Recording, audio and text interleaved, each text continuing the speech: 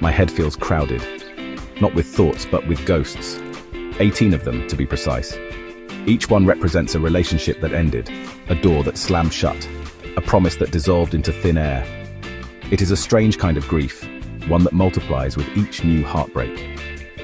The pain doesn't just add up, it compounds, like interest on a debt I never agreed to.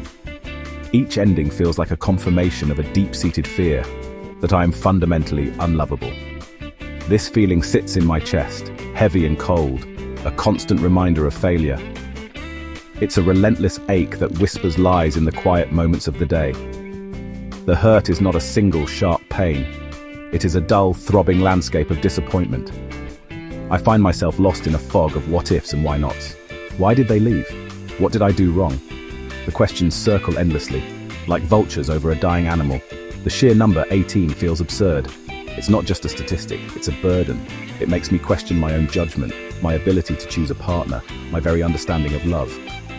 The confusion is a thick blanket, smothering any flicker of hope that tries to ignite. It feels like I am carrying the emotional baggage of a small village. I see their faces when I close my eyes. I hear their voices in songs on the radio.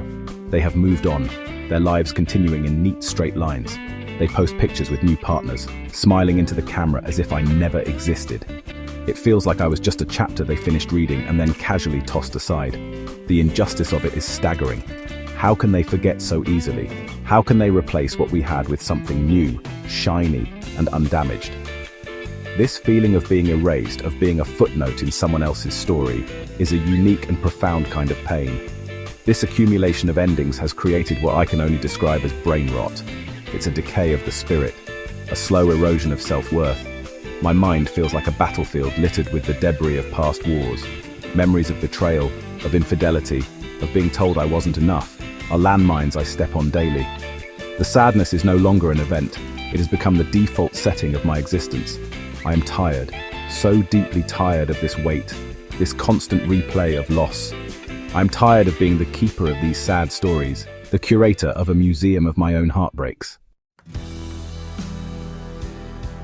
Every relationship felt like a gamble.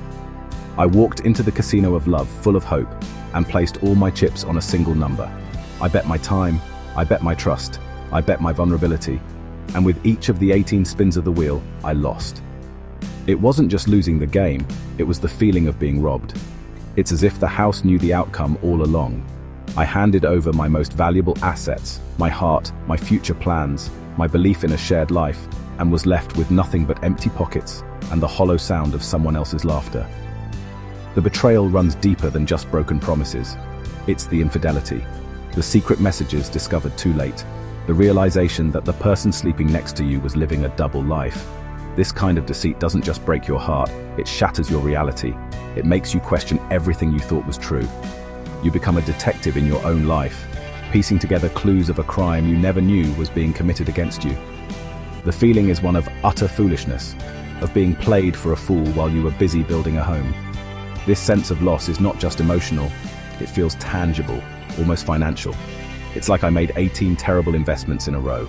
I poured all my resources into stocks that were destined to crash.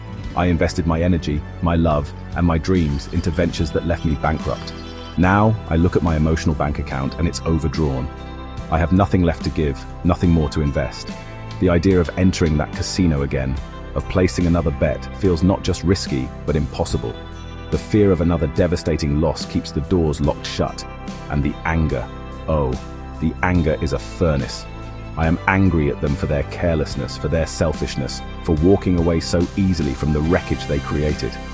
They moved on to the next table, the next game, without a second glance at the devastation left behind. But I'm also angry at myself. Angry for being so naive. Angry for ignoring the red flags that fluttered like warning signs in a storm. Angry for betting it all, time and time again, on a game that seems rigged against me from the start. This anger is a fire that keeps me warm, but it also burns me from the inside out.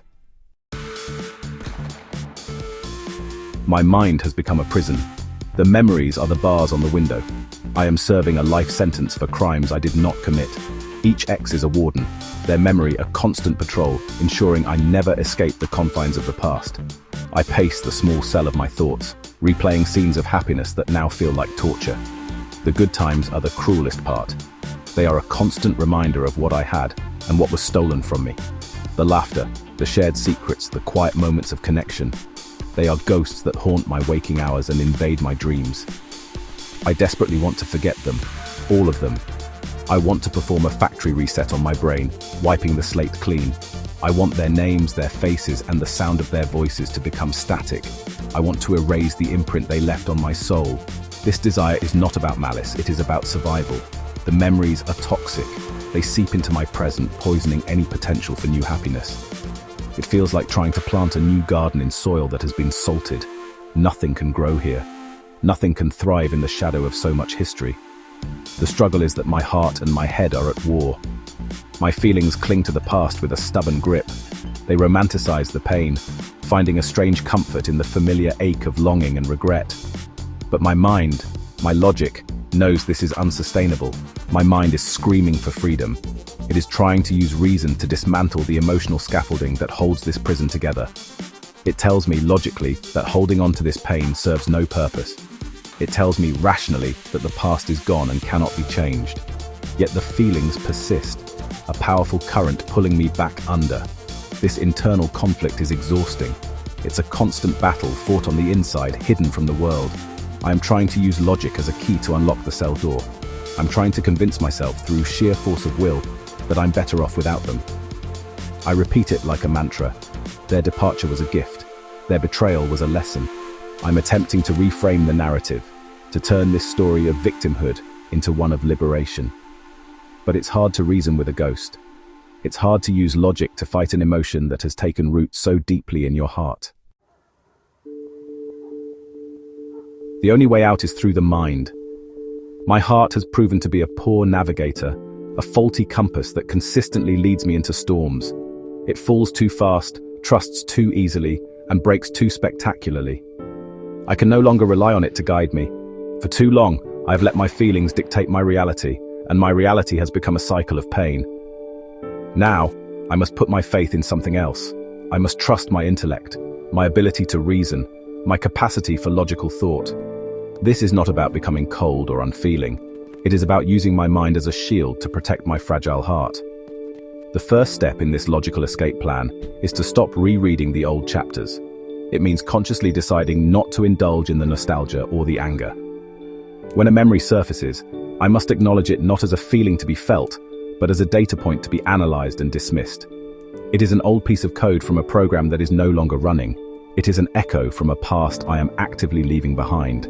This requires discipline. It requires me to be the strict gatekeeper of my own thoughts, turning away the unwanted visitors who seek to cause turmoil. I must rebuild my trust in my own judgment. The 18 failures have eroded my confidence in my ability to make good decisions. I need to prove to myself that I can be my own safe harbor. This means focusing on myself, on my own growth, on my own interests. It means making small, logical decisions every day that benefit my well-being. Going for a walk, reading a book, learning a new skill. Each positive action is a brick laid in the foundation of a new, stronger self. I'm constructing a fortress of self-reliance, one logical choice at a time. There is hope in this new approach. It feels like finally finding a blueprint after being lost in a maze for years. The path forward is not easy, and it is not emotional. It is methodical. It is deliberate. It is the slow, steady work of untangling the wires in my brain.